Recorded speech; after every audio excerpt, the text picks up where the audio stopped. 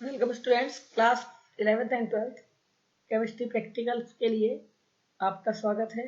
आज हम आपके साथ डिस्कस करेंगे प्रैक्टिकल से संबंधित one activity volumetric analysis part 1। Volumetric analysis क्या है? In volumetric analysis the quantities of the constituent present in the given unknown solutions are determined with the help of the volume of the solution taking part in given chemical reaction। यानी कि एक unknown solution के अंदर क्या क्या present है, कितनी quantity constituent की डिजोल्व की गई है, कैसे बनाया गया है, इसको हम पता करते हैं by measuring the volume of the other solution taking part in chemical reaction. Titration इसमें सबसे मेन स्टेप है, मेन प्रोसेस है, और इसका मेन यूज है कि हम एक सॉल्यूशन के वॉल्यूम को मालूम करते हैं, पता करते हैं, जो चाहिए हमें उस पर्टिकुलर केमिकल के लिए, पर्टिकुलर सॉल्यूशन के दिए हुए वॉल्यूम को न्यूट्रलाइज करने के लिए, उसके साथ रिएक्शन करने के लिए। एपरेटस जो वॉल्यूमेट्रिक एनालिसिस में यूज होगा, these are burette, pipette, measuring flask, measuring cylinder, titration flask, beaker, tile, glass rod, funnel, weighing bottle, washed bottles, and chemical balance. And few apparatuses are here: burette, volumetric flask, pipette, and conical flask. Burette. It is a long cylindrical tube of the uniform bore fused at the lower end with a stopcock. इसके stopcock पे bottom में एक stopcock लगी रहती है, इसको एक elongated tube है जिसमें कि 0 से लेकर 50 तक पॉइंट्स लगे होते हैं, निशान लगे होते हैं, जो कि 1 मिलीलीटर के लिए 1 पॉइंट होता है। मीन्स टोटल 50 ml हम इस ब्यूरेट की हेल्प से मेजर कर सकते हैं। ईच डिवीजन इज सब डिवाइडेड इनटू 10 इक्वल पार्ट्स, और इस तरह से उन छोटे पार्ट्स के जो सब डिविजन्स हैं उनकी वैल्यू है 0.1 ml। Before a burette is filled with the solution, it is thoroughly washed। सबसे पहले इसको वॉश करना होगा, and no drop should adhere to the inner wall of the clean burette। और burette इतना साफ होना चाहिए कि उसमें वाटर की एक भी ड्रॉप ना रुके। Take small volume of the solution to be taken in it। Then we take 1 ml, nearly 1 ml solution जो हमें इसके अंदर यूज करना है उसको लेते हैं एंड इसको thoroughly वॉश करते हैं। इस प्रोसेस को हम कहते हैं रिंज करना। Reject this solution through the stopcock and this process of rinsing is complete. यानी कि जो सोल्यूशन हमने इसमें लिखा है उसको हम टोटली वहां से निकाल देंगे ब्यूरेट से, and then we fill the burette with the solution under test और under the reaction to be used. जिस सोल्यूशन को हम इसके अंदर भरना है उसको हम इसको फिल करेंगे और हम नोट करेंगे कि हमने किस पॉइंट तक इसको फिल किया है। ब्यूरेट में रीडिंग लेते टाइम हमें बहुत केयरफुल रहना होता है। सबसे पहली बात कि स्टॉपकॉक टाइट होनी चाहिए, एक भी ड्रॉप वेस्ट ना जाए और एक्स्ट्रा पॉइंट ड्रॉप कोई भी बाहर ना निकल पाए, जिससे कि रीडिंग में कोई गलतियां ना हो। साथ ही साथ ब्यूरेट के अंदर किस टाइप का सोल्यूशन हम यूज कर रहे हैं उसको रीडिंग लेते टाइम भी हमें बहुत ही केयरफुल रहना पड़ता है। जहां जिस लेवल पर जो सोल्यूशन है उसकी अपर लेयर बनती है उसे हम कहते हैं मेनिस्कस। जब सोल्यूशन डार्क कलर का है, इसमें हमें रीडिंग लेना बहुत मुश्किल हो जाता है कि उसका लोअर पॉइंट कहाँ है और अपर पॉइंट कैसे है। जबकि ये जो ट्रांसपेरेंट सोल्यूशन है, जैसे कि राइट साइड दिखाया गया है, इसमें देखा गया है कि 2 लेयर्स बनती है लिक्विड की। सबसे जहां तक लिक्विड फिल होता है वहां पर 2 लेयर्स बनती है, lower layer and upper layer. तो ट्रांसपेरेंट लिक्विड्स में लोअर लेयर किस पॉइंट पर है वो रीडिंग मानी जाएगी, जबकि डार्क कलर के सॉल्यूशंस में जिसमें हमें लोअर लेयर नहीं दिखाई देगी तो हम अपर लेयर किस पॉइंट पर है वो रीडिंग हम नोट करेंगे।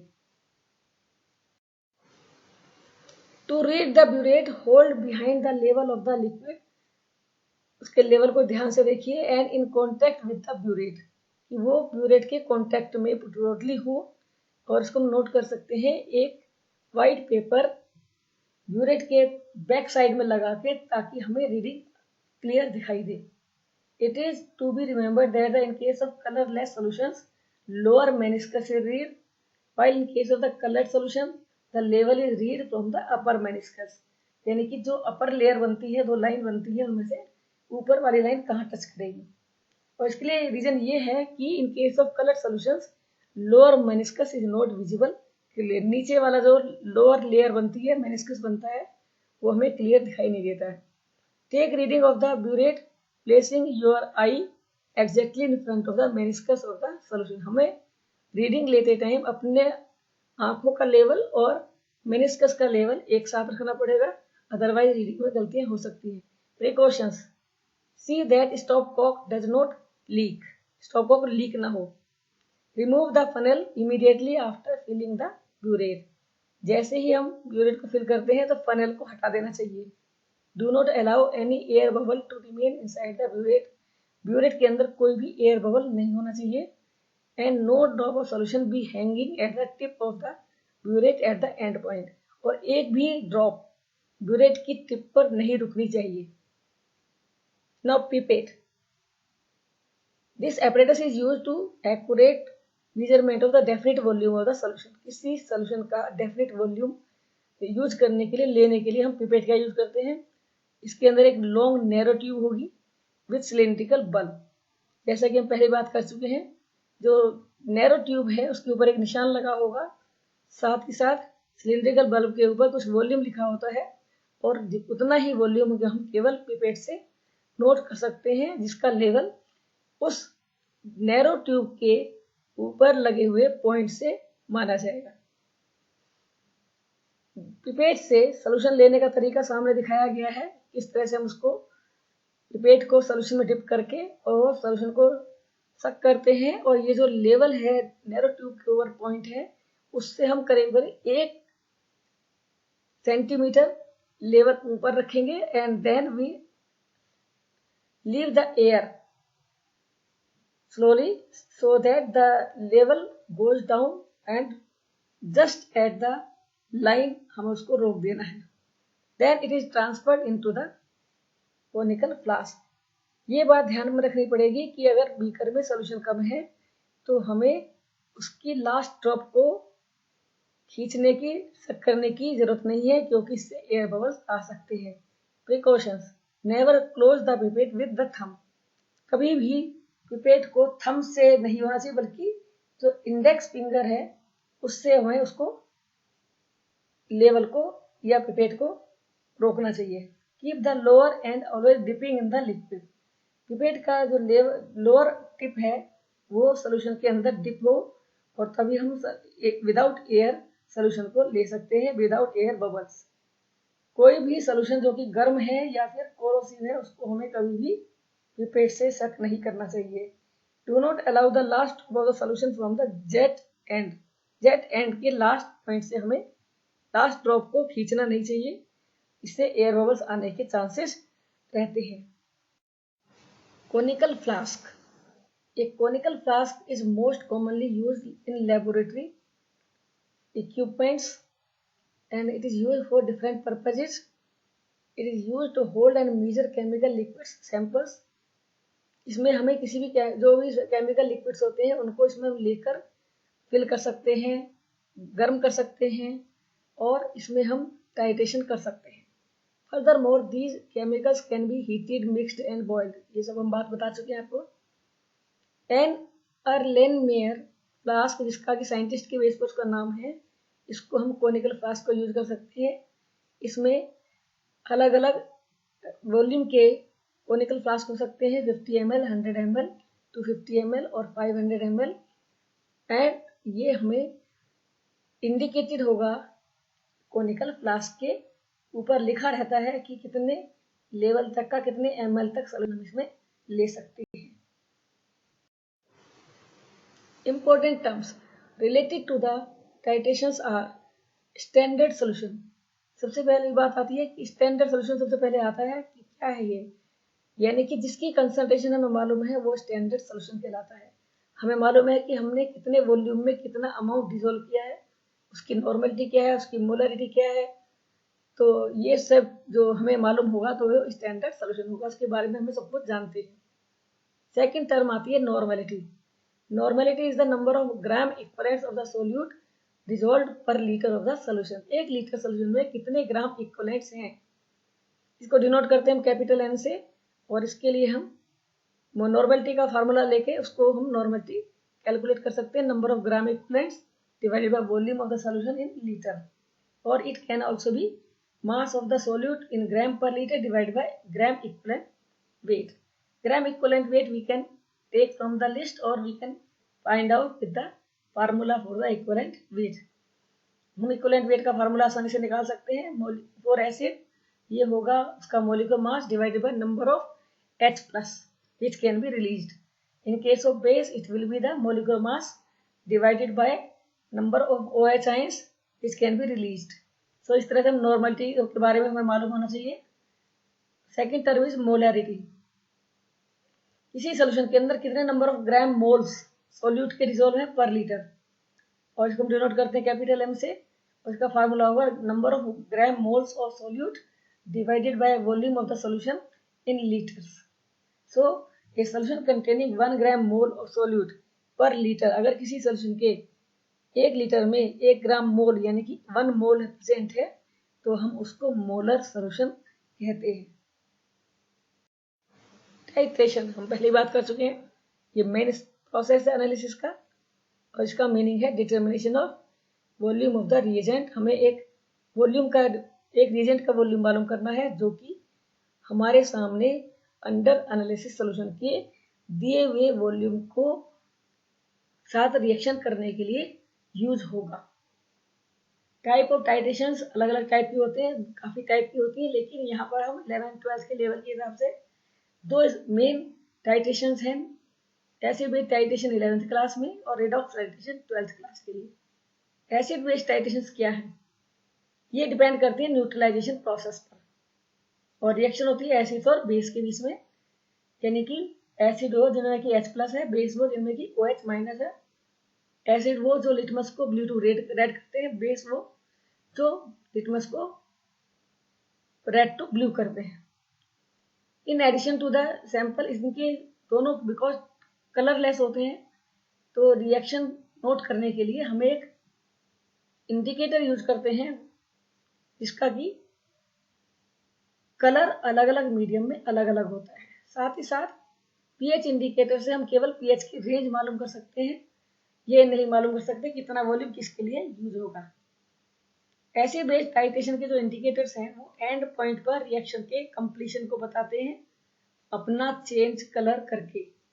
मींस एसिडिक मीडियम में उसका कलर कुछ और होगा और बेसिक मीडियम में कलर कुछ और होगा, तो जैसे ही कलर चेंज होगा उसी टाइम एंड पॉइंट होगा, रिएक्शन कंप्लीट हो जाएगी और वो रीडिंग हम नोट करेंगे।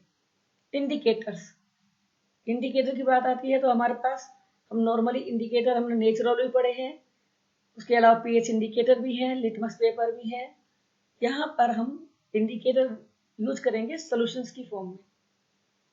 कोई भी सॉल्यूशन इंडिकेटर की क्वालिटी में मालूम होनी चाहिए कि वो उसकी एक पर्टिकुलर पीएच रेंज होती है जिसपे कि वो काम कर सकता है, कलर चेंज शो कर सकता है। अगर हम स्ट्रॉन्ग एसिड या हो weak acid but strong base हो तो फिनोल्फ्थालीन बेस्ट इंडिकेटर हो सकता है स्ट्रॉन्ग बेस के साथ, जैसे HCl एंड NaOH, जैसे ऑक्जेलिक एसिड एंड NaOH, इनके साथ हम फिनोल्फ्थालीन यूज करेंगे। लेकिन अगर बेस वीक है और एसिड स्ट्रॉन्ग है तो उसके साथ हम मिथाइल ऑरेंज यूज करेंगे। इनके कलर चेंज कर नोट करके हम रिएक्शन का कंप्लीशन पता कर सकते हैं। फिनोल्फ्थालीन एसिड में कलरलेस होता है और बेस में पिंक कलर होता है, जबकि मिथाइल ऑरेंज का कलर एसिडिक मीडियम में पिंक होता है जबकि बेसिक मीडियम में येलो होता है। तो जैसे ही कलर चेंज होगा हम फाइंड आउट कर लेंगे कि रिएक्शन कंप्लीट हो चुकी है, एंड पॉइंट आ चुका है। अब ये एंड पॉइंट क्या है? एंड पॉइंट वो पॉइंट है जहां पर की रिएक्शन 2 सॉल्यूशंस के बीच में जस्ट कंप्लीट होती है, and with acid and strong base इस एंड पॉइंट पर फिनोल्फ्थालीन का कलर होगा यहाँ पर पिंक से कलरलेस, जबकि मिथाइल ऑरेंज के केस में ये होगा yellow to pink at the end point. End point पर कलर चेंज येलो से पिंक में हो जाएगा और ये रिएक्शन कंप्लीट होगी। हमने देख सकते हैं एपरेटस में ब्यूरेट में बेस लिया गया है और इधर हमने एसिड हम लेते हैं फिनोल्फ्थालीन, तो हमारा सोल्यूशन जो इंडिकेटर का कलर होगा वो आएगा कलरलेस टू पिंक।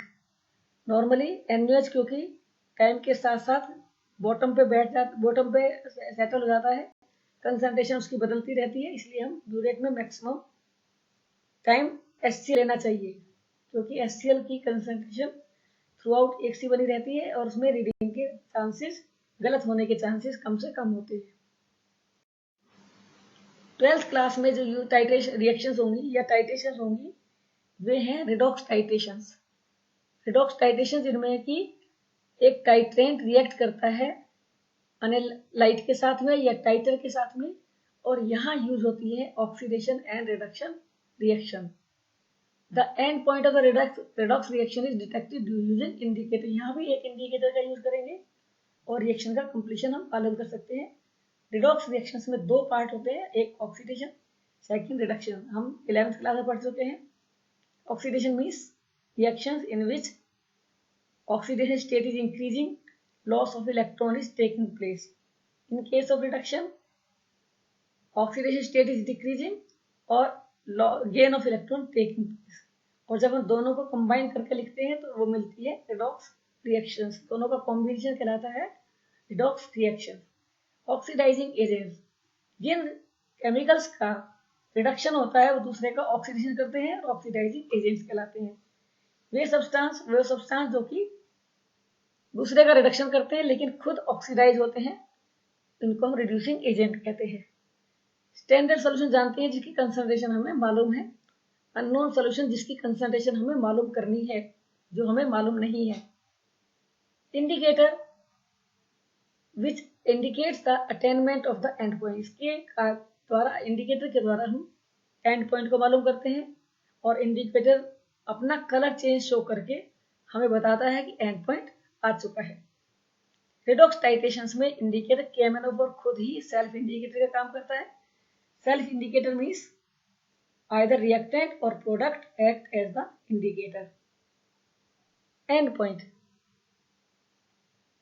ये वो पॉइंट है जहां पर रिएक्शन कंप्लीट हो जाती है, कलर चेंज मिलता है, और रिडॉक्स टाइट्रेशंस में कलर चेंज होता है कलरलेस टू पिंक, क्योंकि जो सोल्यूशन यूज करेंगे कॉनिकल फ्लास्क में वो कलरलेस होगा और KMnO4 यानी कि ऑक्सीडाइजिंग एजेंट को डालने पर उसका पिंक कलर एंड पॉइंट पर हमें दिखाई देता है। Equivalence point, equivalence point just before and point, जब दोनों सॉल्यूशंस के अमाउंट एक दूसरे के इक्वलेंट होंगे उस टाइम रिएक्शन कंप्लीट होगी, दोनों एक दूसरे को न्यूट्रल कर देंगे, वो पॉइंट इक्वलेंस पॉइंट है। लेकिन जैसे ही ब्यूरेट में प्रेजेंट सॉल्यूशन की एक भी ड्रॉप कोनिकल फ्लास्क के सॉल्यूशन में गिरेगी, सॉल्यूशन का कलर उस सॉल्यूशन के जैसा हो जाएगा जैसा कि ब्यूरेट में दिया गया है, और इसको हम स्टोचियोमेट्रिक पॉइंट भी कहते हैं। एपरेटस किस तरह सेट किया गया है ये देख सकते हैं आप। ब्यूरेट को स्टैंड में हम फिट कर देते हैं और कॉनिकल फ्लास्क में हम ड्रॉप बाय ड्रॉप सॉल्यूशन डालते हैं जिससे कि जो कलर चेंज है वो शार्प रीडिंग हमें मिल जाए। रीडिंग नोट कैसे करेंगे? ब्यूरेट में पहले भी बात कर चुके हैं, मेनिस्कस देखकर डार्क कलर का सॉल्यूशन जैसे कि हम KMnO4 यूज कर रहे हैं तो वहां पर हम मेनिस्कस का जो अपर लेयर है यानी कि सॉल्यूशन की जो कलर सॉल्यूशन का अपर लेयर है वो उसको टच करेगा, जबकि ट्रांसपेरेंट सॉल्यूशन में हम मेनिस्कस की लोअर पॉइंट को, जो बॉटम का पॉइंट है, उस रीडिंग को नोट करेंगे और दोनों का लेवल हमारी आंख के सामने होना चाहिए। How to read in burette when colour of solution is colourless, यानी कि जब सॉल्यूशन का कलर नहीं है तो हम देख रहे हैं मेनिस्कस किस तरह से लिया जा रहा है, रीडिंग कैसे ली जा रही है। Always read the bottom of the meniscus, लेकिन जब सॉल्यूशन डार्क है तो हम record the amount of the KMnO4 in the burette. KMnO4 use कर रहे हैं जो कि डार्क कलर का होता है तो लोअर मेनिस्कस हमें दिखाई नहीं देगा। ऐसी कंडीशन में हम उसका अपर पॉइंट को ही एज ए रीडिंग नोट करेंगे और इस तरीके से हम टाइट्रेशन के हर पॉइंट को क्लियर करते हुए टाइट्रेशन कर सकते हैं। So thank you for first part of the volumetric analysis. You have read about the apparatus used and what steps, which terms can be used while performing the titration. So thank you. Keep watching, like, share and subscribe. Thank you.